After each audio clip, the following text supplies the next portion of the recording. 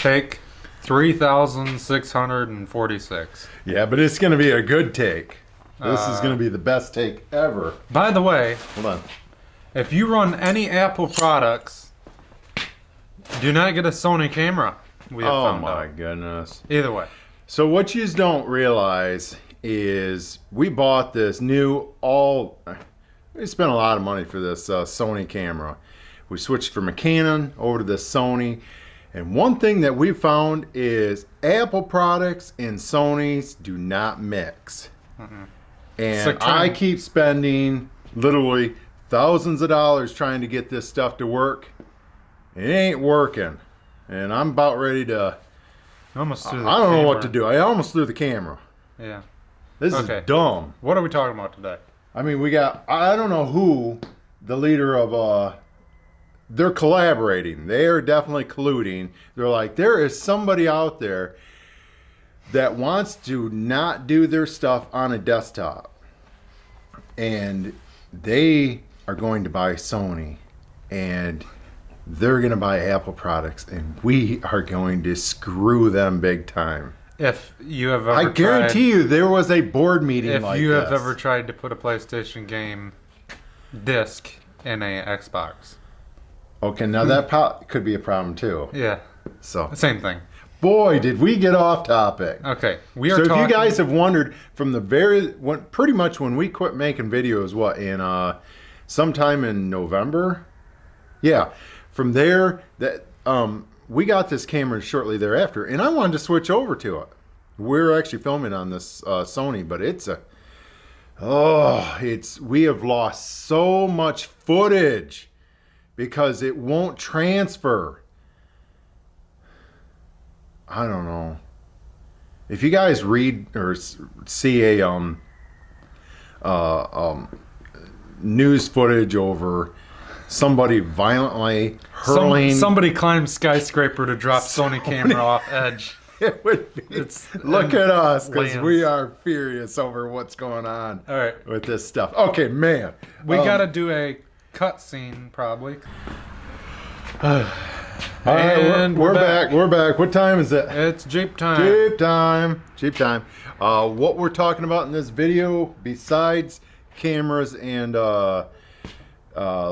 laptops, whatever, is acceptable. What to anticipate for length of time to install the long arm kits past. You know what? It really shouldn't even be long arm kits. It should be lift kits past actually mounting them. What are some of the things that you're going to come into thing? Now, I really think a lot of this is with your older Jeeps. I actually, since we've never owned a JK or JL, I think that the Jeeps are so bolt-on friendly. And I want to call out, there's actually a channel over in Australia, and we like these guys. But I will say that they're full of crap, because they made the comment, they said, we'd like to get a TJ because, everything you can just bolt on, and you can just bolt it on and go four-wheeling the next day. You're full of it. Everything we've seen, you are full of it. JKs and JLs are more bolt-on than TJs, YJs, CJs. Everything with CJ is weld on. I don't even know of anything that's bolt on. With all that said, we got to get back to, you bolt these kits on. And after you bolt the kits on, what's going to happen? It's going to want to hit everything. You want to cover the front axle? Okay, yeah, so the front axle. I'm actually going to put a clip in here because most yous aren't going to be dealing with this, but for yous that want to get every last little bit of wheelbase, you're going to probably end up in the same situation as us. Now on RubyKid here, we literally gained 3 inches, a couple inches. We moved the front axle that far, 1 inch in the back, and when we did that, under full compression, especially with his 3 inches of lift, the spring perch, I think it's called spring perch. I don't think it's spring bucket. But spring bucket's on the axle. Spring perch is on the frame. Okay, so it'd be a bucket. I don't know. Because water falls into a bucket. Correct? Yeah. Yeah. Okay. Okay. That's either way. Just I don't know. Keep going. So either way, the landing on the axle where your coil spring lands, You'll see in that video that we've had to relieve that, and we had to do multiple cuts just to allow this to go ahead. We were coming super close to our radiator, and that was from us flexing it and dropping it out. And I heard you make the comment about brake lines. All Jeeps, all models, brake lines are not limiting straps. I like it. I think I'm going to make that into a motto. I just heard him say that, and people always focus on going up. They don't pay attention to going down in the dropout. You can do just as much damage. You can leave your Jeep stranded on the trail without checking all that stuff. Yeah, you can also have too long of brake lines, which, especially with larger tires, if you get a big tire going around, if it catches that brake line, it could rip it off. So I guess you really need to measure your brake line. Yeah, because the back ones, they do the loop and you're fine back there, but the front ones, you can't have it wound up. You can't buy like one that's 36 inches long and then expect it to be fine up front. All right, so we're gonna go to that front axle clip right now. Okay, so I showed you guys earlier. You guys are aware that we were stretching this. We got roughly 1.5 inches to 1 3/4, actually 1 3/4 probably, of a stretch on the front wheelbase. The back, we're stretched probably about 1/2 inch to 3/4. But when we just flexed it up again, we're finalizing everything up front, we noticed that we were going to be really close on this spring bucket, and I don't know if that'd be a bucket or a perch. Either way, we're really tight from here up to there. So we removed about 1 inch here, and we trimmed this. Now we really didn't have to remove this.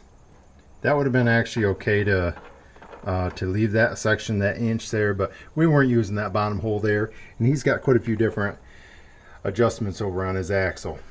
This is squared. It came out here approximately there, so you can see that it was actually being affected by coming into contact right there. I mean, it was too close. It was just too close for comfort, and we rocked the axle back and forth, and I was like, no, this is so. I ended up following the spring around here, removed that portion, bent a piece of steel, and that's what I'm in the process of right now, of welding that in. And so, yep. All right, so we're back. Harley's looking for ants. No, I don't know. So, that's the front axle. Let's move to the back axle. What we've found is multiple areas that you're most likely not going to anticipate that you're going to have issues with. And what are the 4 issues? Actually, there's 3 issues. One of them, let me make this clarification. The diff cover is super close to the gas tank. And if you try to get that 1/2 inch to inch extended wheelbase going back, and you measure with your stock diff cover and then end up switching to an aftermarket diff cover, it's even going to get worse. The diff cover is super close to that gas tanks, and you're either going to have to beat the shield in, which we did on both these Jeeps, and to get another method to absolutely get. What's the other method? Well, you go to Lowe's. Have you ever seen those 2,000 bags of sand or whatever they're 2,000 pound? Have them set it in the back and just cram the axle so far up in there, just puts the dent in itself. Oh, there you go. You don't even have to buy it. They'll do it for free with the taco. So. All right. So, getting past the diff cover, what are the other issues? The track bar, exhaust, and the shocks. All right, so we're under the back of Rubikid, and we're going to show you some of the things that we did, or what we're talking about. So the stock exhaust. Let me get a light here. This is the MBRP, and it shows you your clearance right there. This is Rusty's belly pan here, but both of our Jeeps, the stock exhaust interfered right here.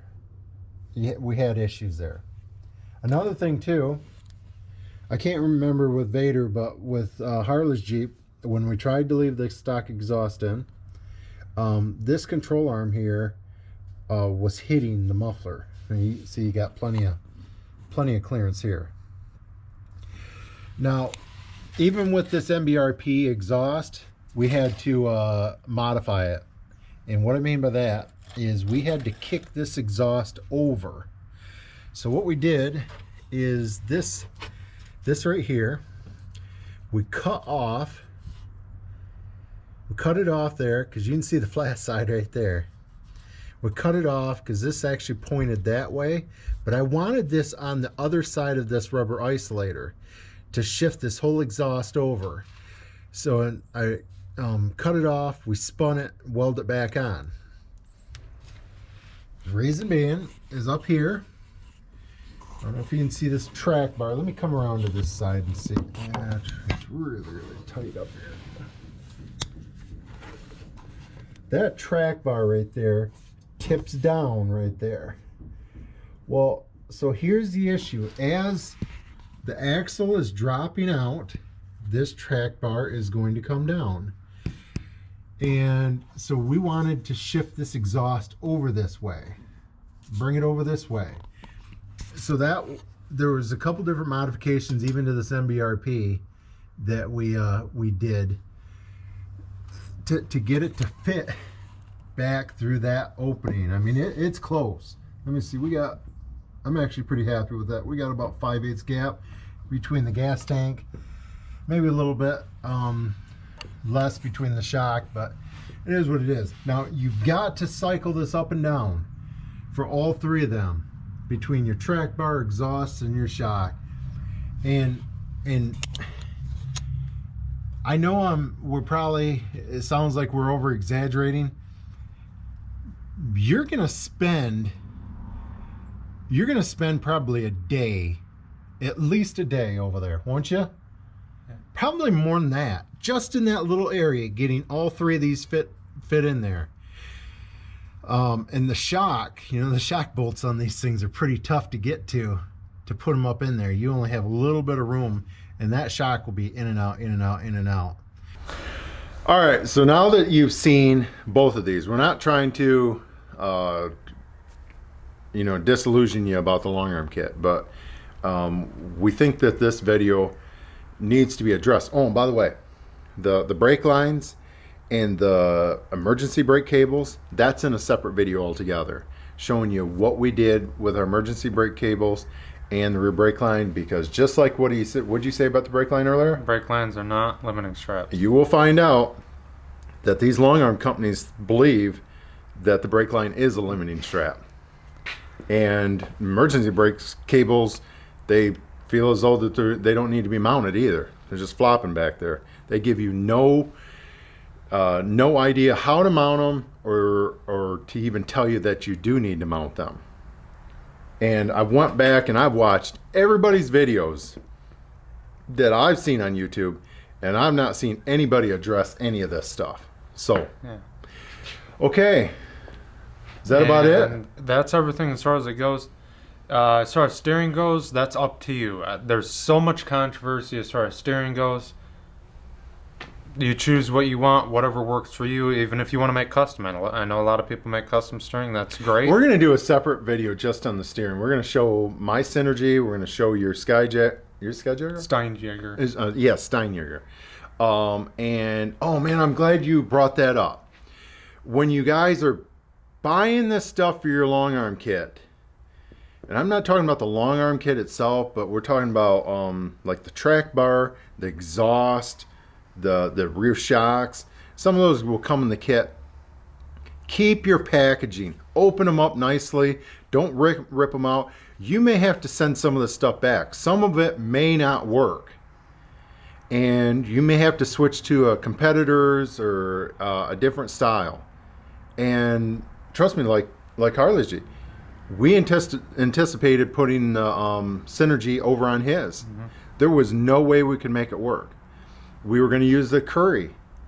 I was looking at, I forget how many different, and it came down to only all of the bends were only wrong on one. Since we moved the axle in the front, I had 2 inches. None of them were going to work because they were all going to hit the axle. The bend on the bottom drag link they were all wrong. The Steinjäger had the perfect bend. And the for Steinjäger that just situation. barely clears. Yeah. And the others were not. The others were tight in the stock location. I'm glad you brought that up. But we're going to cover that in another video. And showing them. I think that's it. But all right. Yeah. This is Darren and Harley with WeTJ, and the Jeep time footage is now over. No, and don't buy a Sony or an Apple. They don't jive.